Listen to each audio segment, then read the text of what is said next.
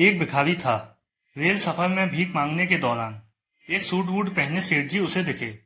उसने सोचा कि यह व्यक्ति बहुत अमीर लगता है, इससे भीख मांगने पर यह मुझे जरूर अच्छे पैसे देगा। वह उस सेठ से भीख मांगने लगा। भिखारी को देखकर उस सेठ ने कहा, तुम हमेशा मांगते ही हो, क्या कभी किसी को कुछ देते भी हो? भिखारी बोला, साहब मैं तो भिखारी हूँ, हमेशा लोगों से मांगता ही रहता हूँ।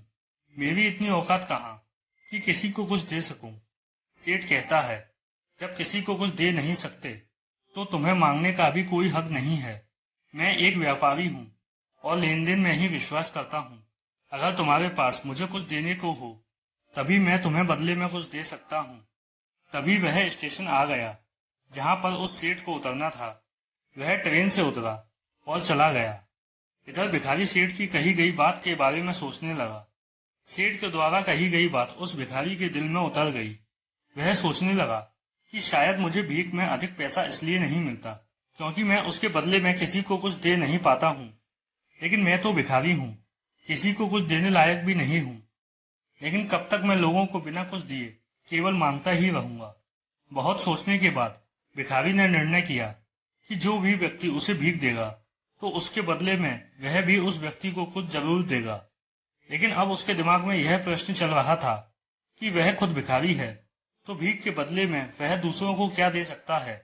इस बात को सोचते हुए दिन भर गुजरा, लेकिन उसे अपने प्रश्न का कोई उत्तर नहीं मिला।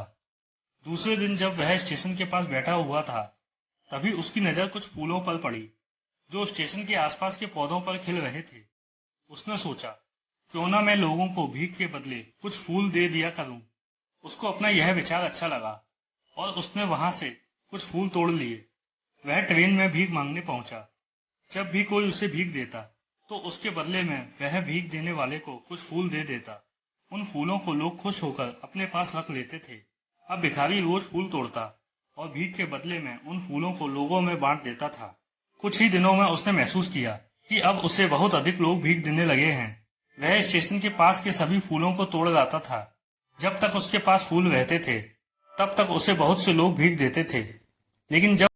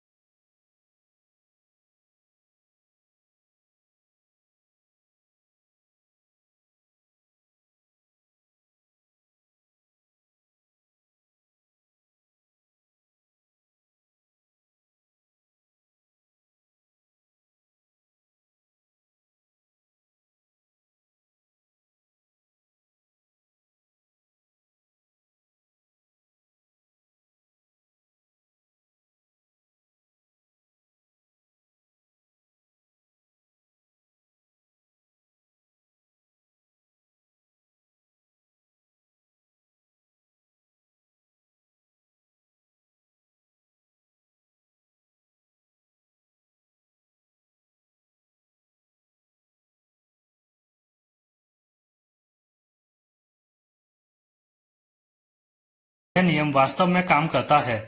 मैंने यह बहुत अच्छी तरह महसूस किया है, लेकिन मैं खुद को हमेशा भिखारी ही समझता रहा। इससे ऊपर उठकर मैंने कभी सोचा ही नहीं था, और जब आपसे मेरी दूसरी मुलाकात हुई तब आपने मुझे बताया कि मैं एक व्यापारी बन चुका हूँ। अब मैं समझ चुका था कि मैं वास्तव में एक भिखारी नहीं बल्कि व्यापारी बन चुका हूँ। समझ की ही तो बात है। भिखारी ने स्वयं को जब तक भिखारी समझा वह भिखारी रहा, और जब उसने स्वयं को व्यापारी मान लिया व्यापारी बन गया।